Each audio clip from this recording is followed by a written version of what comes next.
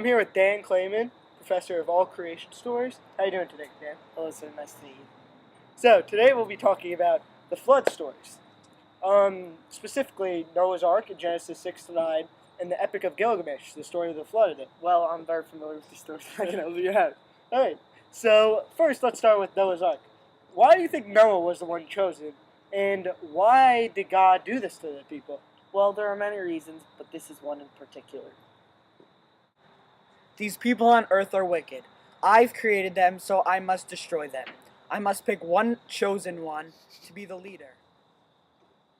Noah, you are the chosen one. You are the one that has to take all the clean animals into the ark.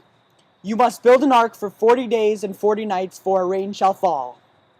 Okay, God, I'll do whatever you say.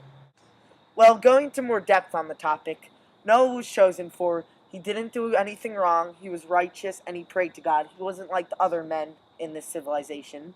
He treated everyone right, therefore God thought that he was best deserving of the opportunity to create the new mankind and start a new civilization after the flood, which would take place 40 days and 40 nights. This is when the flood occurred. Get in, get in. I shall sail this ark.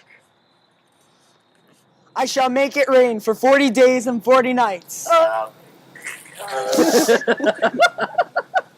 do you think that person fell in the flood? That looked pretty crazy. I can't tell you firsthand, but I could see he wasn't having a happy day.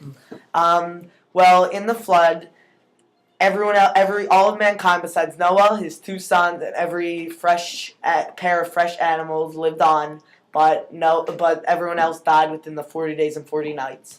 Thank God, though, Noah was able to live, and after he got on land once again, he let mankind go on for many, many years. I see. And what about the Epic of Gilgamesh? What happened in that story of the flood? Well, in that story of the flood, it all started off one day. Gods, we must eliminate all the humans from the earth. They're way too loud and disturbing all the gods. Are you sure, sir? I'm positive they must be eliminated. Utnapishtim, this is Ea. I am warning you now, as there's a flood coming. Build an ark and take you and your wife there. This is part of our promise, and I am telling you this to save your life. So, how did Utnapishtim know when he was able to get out of the boat? We're going back to when the flood occurred. This flood was very bad and eliminated all mankind besides Utnapishtim and his wife. And after the flood was over, he let out birds every 7 days to know when the flood was going to come to an end and when dry land was ahead so that they could get out. At the end, Enlil, he was upset that he started the flood and therefore gave Utnapishtim and his wife eternal life, and decided that humans were his creation, and that he shouldn't have eliminated all of them as they were made by him, and it was a mistake. That one hurt. It doesn't. Similarities. In both stories, birds determine where the dry land is and how far away it is. Also, the boats land on a mountain as the water starts to recede. In addition, in both floods, the hero is warned by a god of when the flood is, how long it's going to last, etc. In addition, number 7 is symbolic in both stories. Finally, the survivors of the flood came to some sort of agreement with God when the flood was over. Beautiful. Differences. In the Epic of Gilgamesh, the flood only lasted for 6 days, while in Noah's Ark, the flood lasted for 40 days.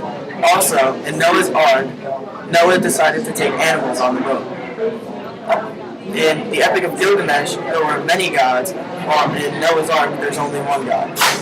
Also, at the end of the flood in the Epic of Gilgamesh, Utnapishtim and his wife were granted immortality. Symbolism is very important in both the stories. The rainbow in Noah's Ark symbolizes the covenant between God and Noah that there will never be a flood to get rid of mankind. And also the ark symbolizes the will to survive and how the people use this ark to live and go on. In both of these stories, symbolism is vital and is used. Archetypes. Archetypes in these two stories are flood and a quest, because these reoccur in different stories at the start. The purpose of these two stories are to show the flaws that the gods had and to show that they aren't perfect. Also, back in these times, the people didn't know what a rainbow was, so these stories were to explain the natural occurrences like rainbows and floods, and that is... Yeah, we heard the blue ball now, yeah. Let rain fall for 40 days and 40 nights. Oh, it's enough! It's enough! Alright, I'm wet! I'm wet! I'm wet! I'm gonna kill you!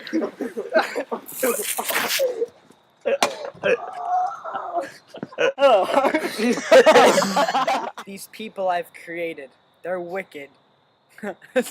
Noah.